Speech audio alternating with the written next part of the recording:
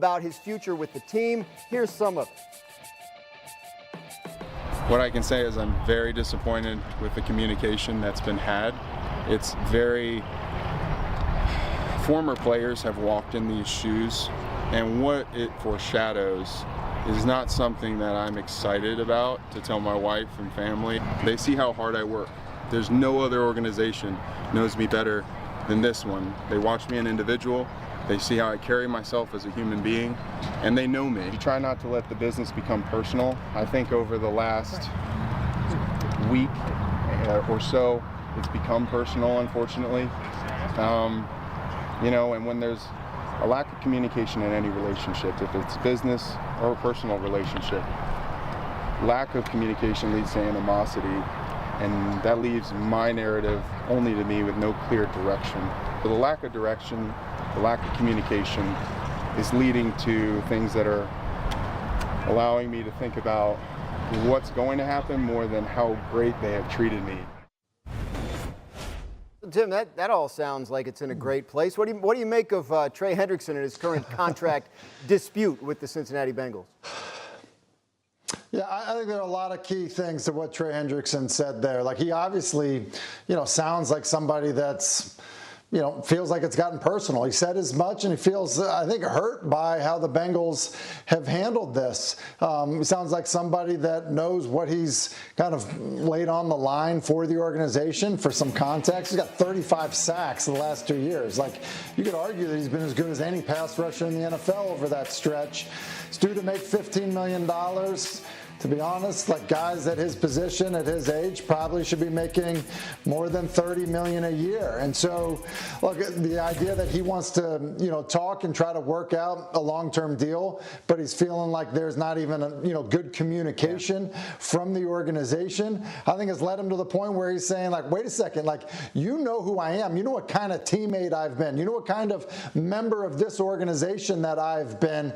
And this is how we're going to communicate about me potentially getting a contract extension. So, look, I understand it. I actually, sympathize with him quite a bit, because if you look at the Bengals, especially guys on the defensive side of the ball that probably deserve to be rewarded, Trey Hendrickson would be at the very front of the line.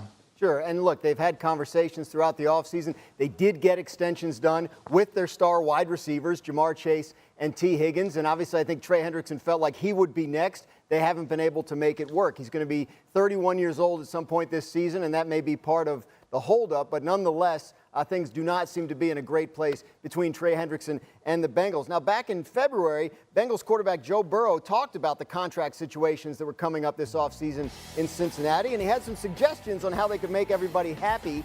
Here's what Burrow said to Barstool Sports at the time. Quote, "You could convert some of the money into a signing bonus, which will lower the cap hit. You can push some of the money to the back end of the contract. That lowers the cap hit. And then when you get to the back end of the contract, you can restructure it and convert it to a signing bonus. The Eagles are paying everybody. That seems like the way, whatever they're doing." So it all sounds simple. There's no doubt about it. When the Bengals have spoken publicly this offseason, they've talked about how they do have the cap space to extend all these guys. Tim, but what do you make of the Burrow side of all this? I'm sure he's happy they got Higgins and Chase done, but he would like Hendrickson there as well.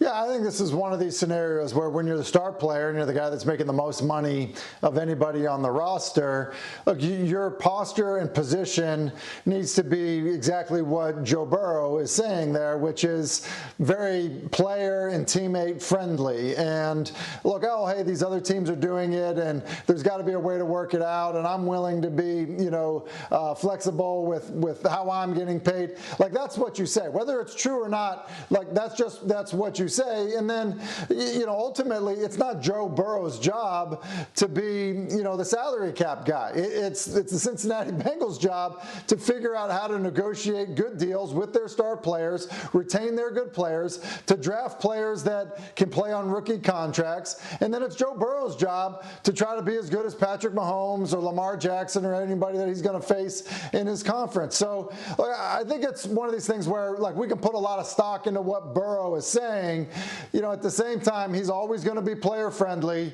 And ultimately, the team has to decide that they're willing to reward their star players and structure them to deals that make sense. You mentioned Trey Hendrickson's age. Look, yeah, he will turn 31. He's got 35 sacks the last 2 seasons. That is hard to replace. That is really hard to replace. And so I think when you look at it from Cincy's perspective, yeah, it's great to have 2-star wide receivers, but be careful because you might lose your best edge rusher. As we mentioned earlier, welcome in now Adam Schefter. Adam, what more can you tell us on this whole situation, where things stand with the Bengals and Trey Hendrickson?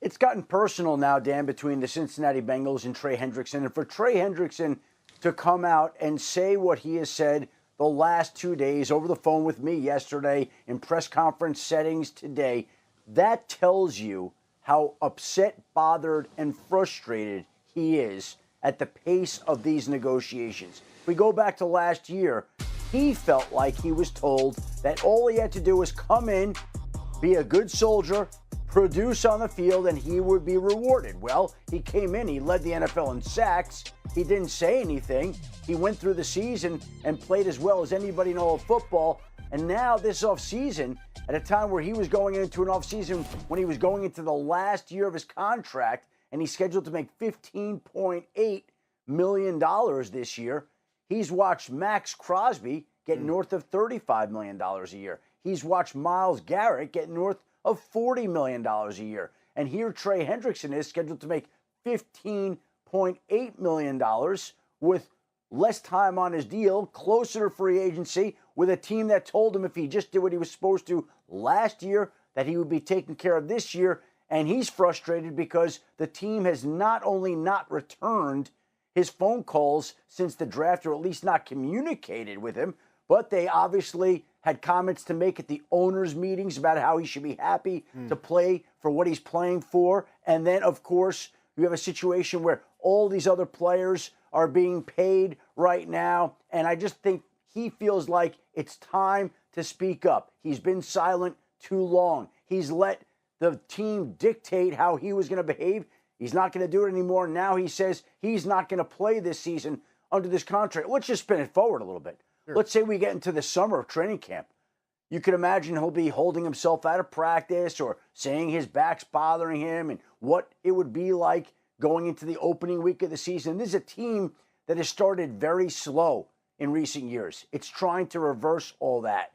They've signed their wide receivers. They haven't signed their defensive end. They need this not to be a distraction going into the season, both sides. No doubt about it. And obviously his leverage, Adam, as you know, is I'll hold out, I won't play.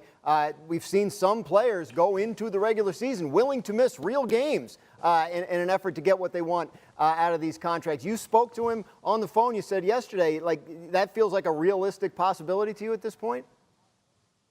Well, it's middle of May, Dan, right? Yeah. And this is his leverage, what he can do. But I think his point is, okay, so if I lose, a few $100,000, even $1 million, what are we talking about in the grand scheme of things when there are other pass rushers making north of $35 and $40 million a year, and he's going into the last year of his contract? I think he feels insulted. Like I said, it got personal. For whatever reason, Zach Taylor sent him a fine letter saying that if you're not at mandatory minicamp 30 days out, then we're going to fine you. And he's thinking, what does this mean? We're not getting a deal done in the next 30 days.